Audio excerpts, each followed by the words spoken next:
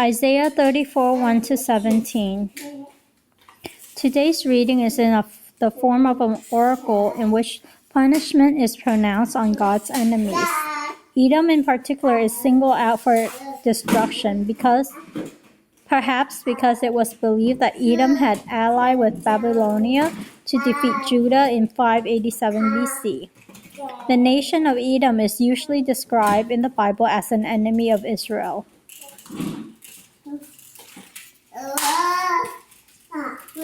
God will punish his enemies. Come, people of all nations, gather around and listen. Let the whole earth and everyone living on it come here and listen. The Lord is angry with all the nations and all their armies. He has condemned them to destruction. Their corpses will not be buried, but will lie there rotting and stinking, and the mountains will be red with blood. The sun, moon, and stars will crumble to dust. The sky will disappear like a scroll being rolled up, and the stars will fall like leaves dropping from a vine or a fig tree. The Lord has prepared his sword in heaven, and now it will strike Edom, those people whom he has condemned to destruction. His sword will be covered with their blood and fat, like the blood and fat of lambs and goats that are sacrificed. The Lord will offer this sacrifice in the city of Bozrah. He will make this a great slaughter in the land of Edom. The people will fall like wild oxen and young bulls, and the earth will be red with blood and covered with fat. This is the time when the Lord will rescue Zion and take vengeance on her enemies. The rivers of Edom will turn into tar, and the soil will turn into sulfur. The whole country will burn like tar. It will burn day and night, and smoke will rise from it forever. The land will lie waste age after age, and no one will ever travel through it again. Owls and ravens will take over the land. The Lord will make it a barren waste again, as it was before creation. There will be no king to rule the country, and the leaders will all be gone. Thorns and thistles will grow up in all the palaces and walled towns, and jackals and owls will live in them. Wild animals will roam there, and demons will call to each other. The night monster will come there looking for a place to rest. Owls will build their nests, lay eggs, hatch their young, and care for them there. Vultures will gather there, one after another.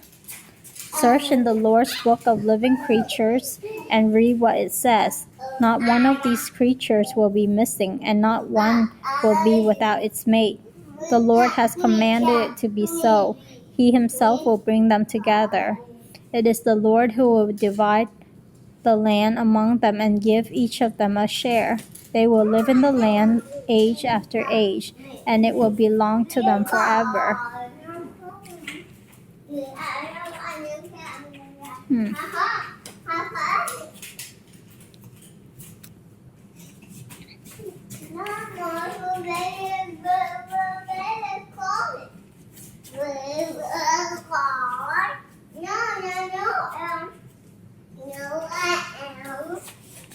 Everyone come because the Lord is angry with all the nations and their armies. So he is going to come and establish his reign.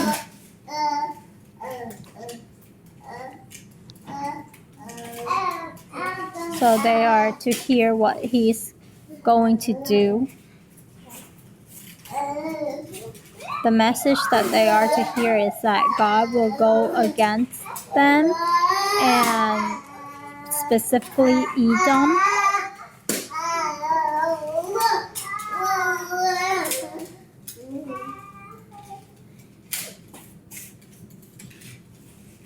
That the earth is going away. Even the universe, the sun, moon, and stars will crumble to dust. The sky will disappear like the scroll, and stars will fall like leaves dropping.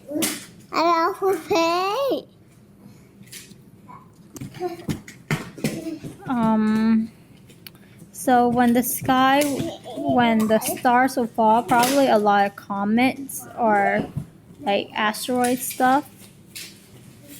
And then God said that he has prepared his sword in heaven and it will strike Edom. And in the foreword, it says that Edom is usually described in the Bible as enemy of Israel. So anyone who is an enemy of Israel, an enemy of God, they will be punished. And in Revelation, it says that like all the nations will gather and not yet, Paul.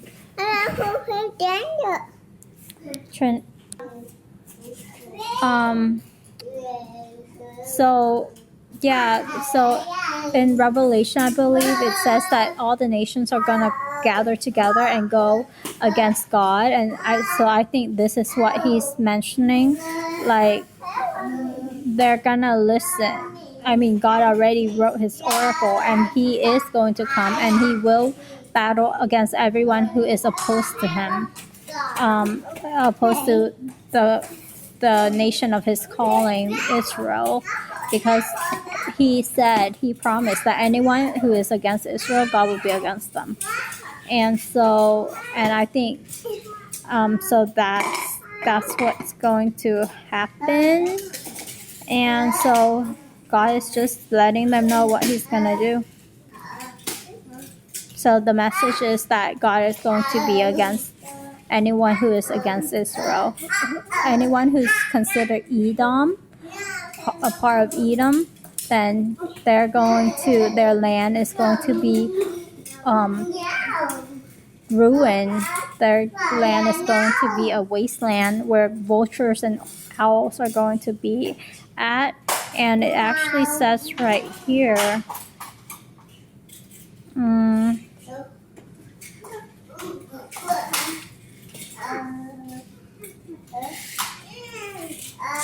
owls and raven will take over the land. The Lord will make it barren waste again. So like as it was before creation, when the land lie in waste and with nothing. So it will be a waste again. But then there are certain creature that will be permitted to stay there. And it's kind of interesting that God says that the demons will call out to each other. Right here.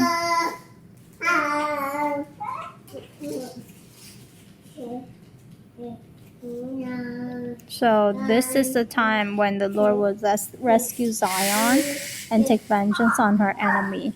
So her enemies are anyone who is part of the Edom. Yeah, so there will be no king anymore.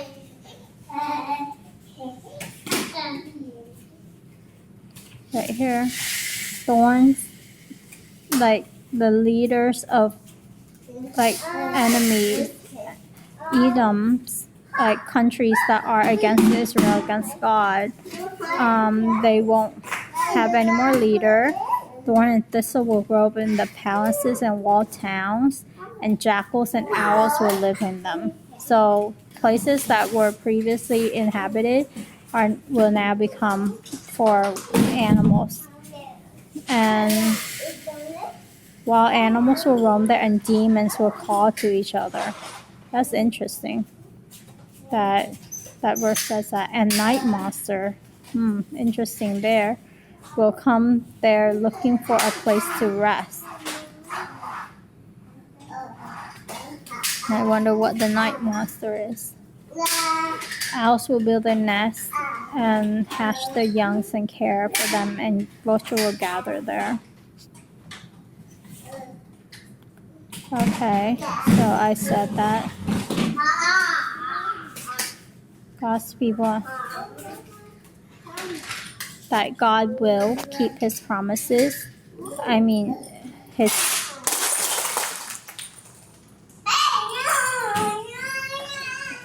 he will do as he says.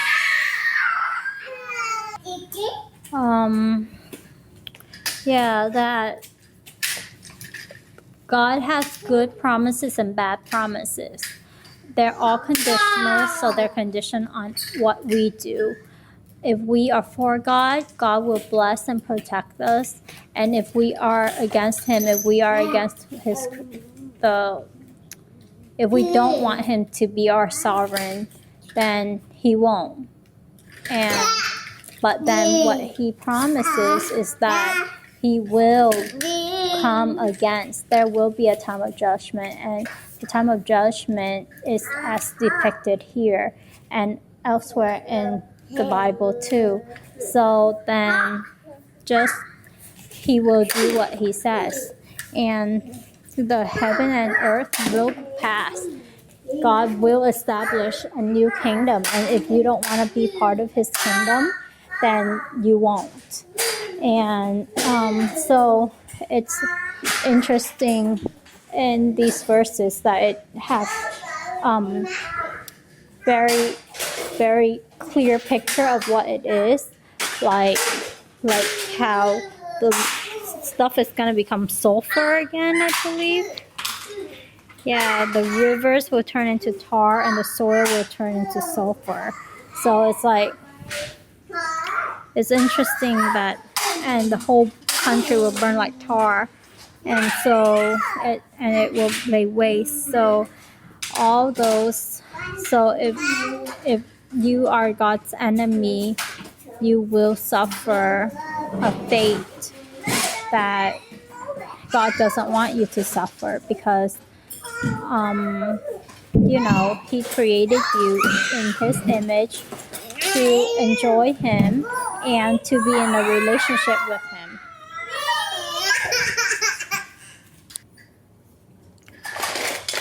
Yeah, so I just hope that you are going to be for God and not against God, because He created you in His image for you to have a relationship with Him, not for you to suffer the fate of His enemies. He wants a relationship with you. He wants to be your friend, your father, your savior, your ruler, and so all of that. And so really, humans don't have to face this fate. It's only when you harden your heart and you say that you don't want God in your life that in the end of age you're going to suffer this fate.